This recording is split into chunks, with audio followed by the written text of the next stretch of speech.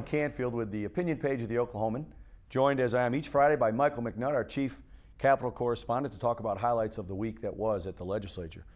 Mike, one big item this week involved Governor Henry vetoing 2 abortion bills, then having those overridden in short order this week.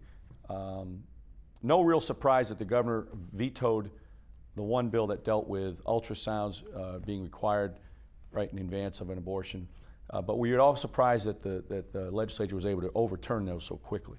That was probably, the fact that they were able to come back the first day after the governor vetoed it last Friday. And the House especially with no debate. We expected to see some debate, Sure. especially from the Democrats who opposed it, at least give their arguments again. And because it passed with emergency, these overrides needed 3/4 Right. of the vote of each chamber, which is pretty tough to get even on real popular bills.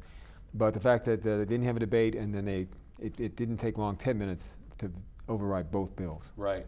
And they brought back one senator to make sure they got the number.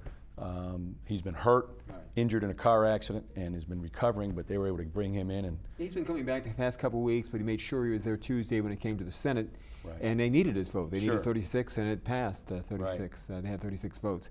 So now it's, of course, as you know, there's a court challenge to the ultrasound Sure. measure, and there's a hearing next week in Oklahoma County District Court to see if there's going to be a temporary restraining order. Right. Because of this emergency order, those bills, both They're of on them, they're on the they're books. They're Right. on, and they're enforcing. They say that they're complying.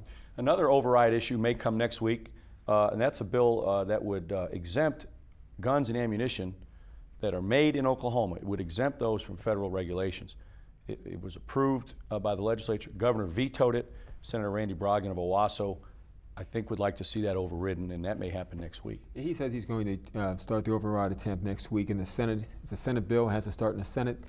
And again, a very popular bill. It will need just a 2/3 because it did not have an emergency. Right. And but it is a gun bill, and National Rifle Association, although not really pushing this bill, it is a gun bill. Right. And they're big campaign contributors. So it will come up, and we'll see if it.